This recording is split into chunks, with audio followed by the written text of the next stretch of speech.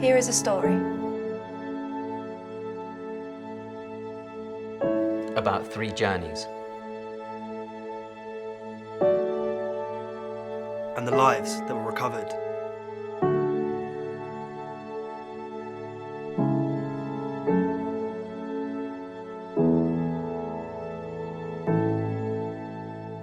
I'd always felt different from other people, but it wasn't until I was 16 that life started to really show me the challenges it had in store.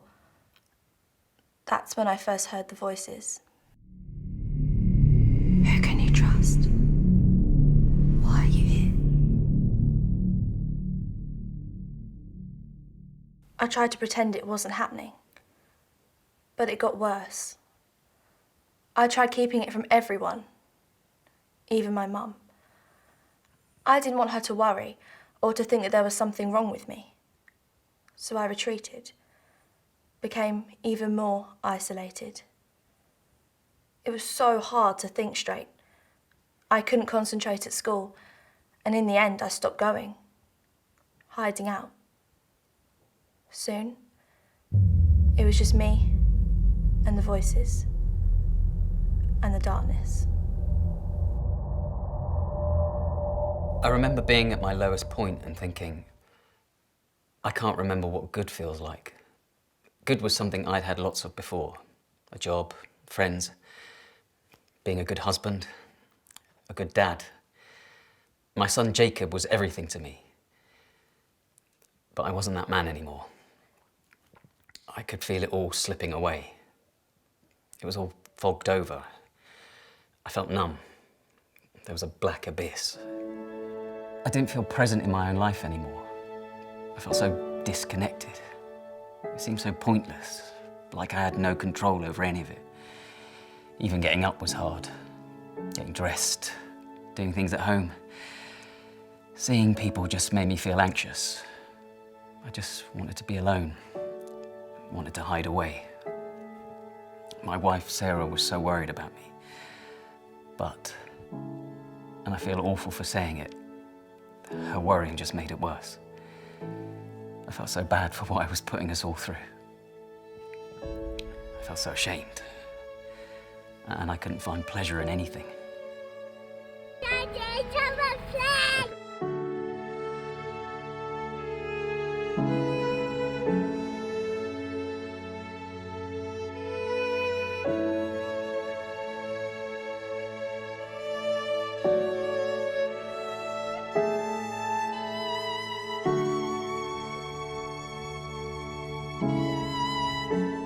I didn't see it coming.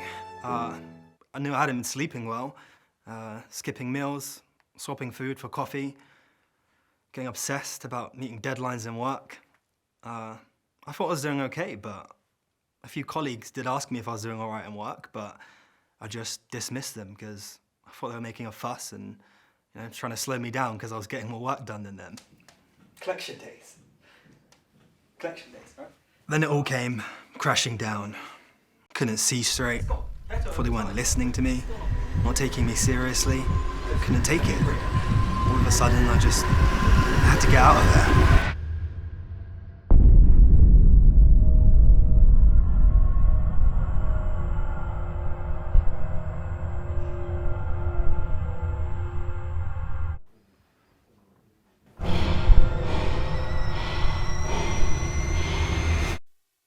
I just had to get away from it all.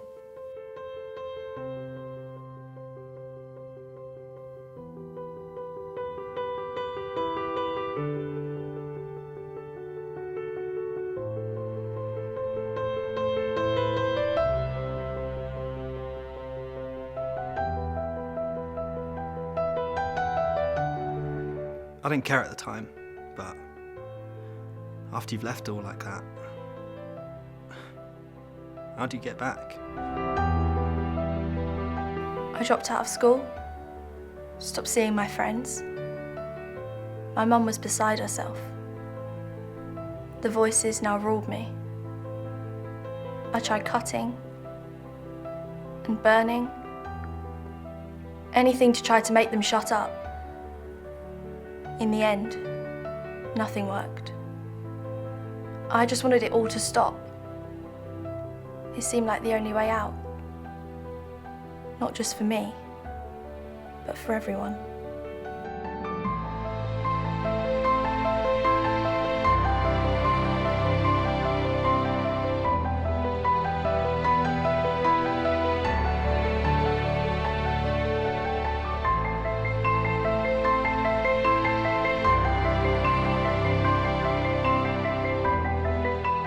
Thankfully, my plan didn't work.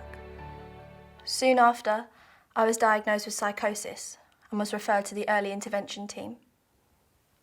I remember being so scared. What was going to happen to me? Did this mean I was a freak?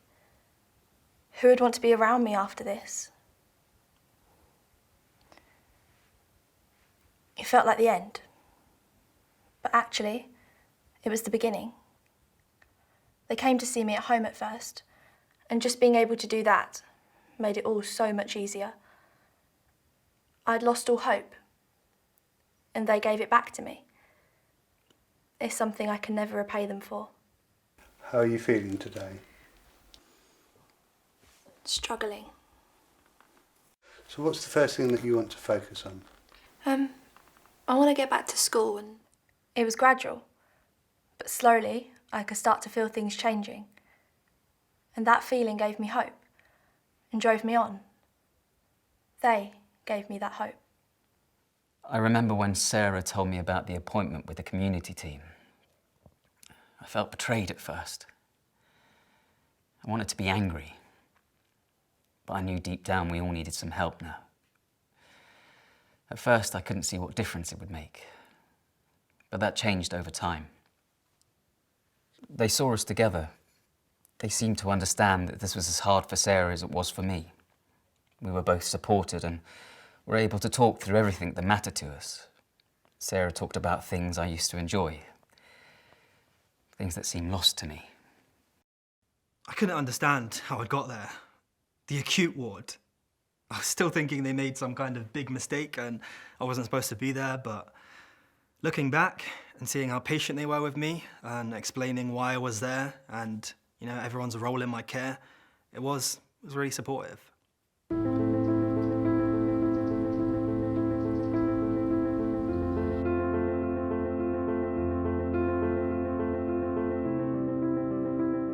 They offered me a peer support worker, and this made such a difference. They just got it. I didn't feel alone or ashamed anymore. I just hadn't been well. But this could change. I could take back control, one small step at a time. Doing things that had meaning to me was so important. With support, I started going to Blackthorn Trust. It was amazing. There was no pressure. They made me feel so welcome. I could quietly get on with working in the garden whilst my self-confidence grew little by little. And as time went on, I helped others when they came.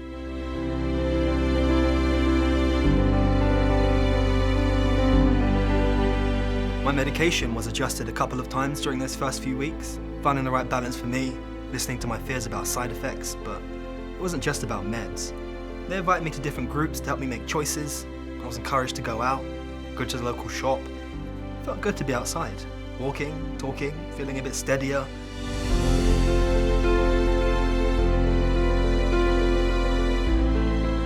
But my job and work just kept coming into my mind and remembering the last time I'd seen them all. My care coordinator met with me and supported me to review my care plan, finding out what had changed and what was most important to me each time. He told me about the therapeutic program, and I decided to try the recovery group. What we covered was invaluable. I learned so much, was able to see what I could do already, what was helping me, and then decide to do more of it. I could see how far I'd come on my journey and how to build on the skills I'd already gained. The nurse asked if I wanted to see the vocational team to help me get back into work, and I'm so happy I did because they were so helpful. The specialist helped talk me through my employment rights. They helped me set up a phased return plan, and it was amazing because in no time at all, I was talking with my manager again, and it turns out they were just worried about me and wanted to help me get back into work any way they could. Helping others really helped me. sharing skills and things I enjoyed. I got me back again. Felt taller, like I had value in the world again. Had a purpose. 2 years have passed since I first got support from KMPT. My care coordinator was brilliant. She listened, found out what was important to me, helped me pick up my studies again, pick back up my life.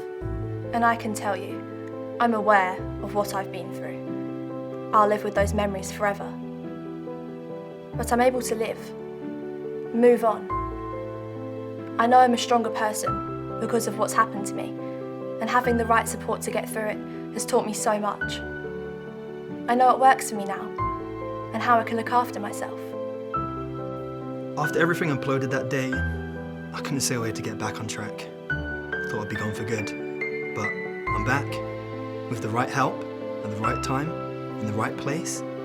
I've had my life open back up to me, and if I have bad days, I'm now armed with ways to help me through it. I could hold my head up again. They're giving me back hope, even at times when I didn't believe it myself. They helped me take back control, step by step. I'm getting my life back. I'm going to carry on making those small steps. It feels good. They showed me how to make sense of it all. I'm so grateful. I want to look each one of them in the eye and say, Thank you. Thank you. thank you.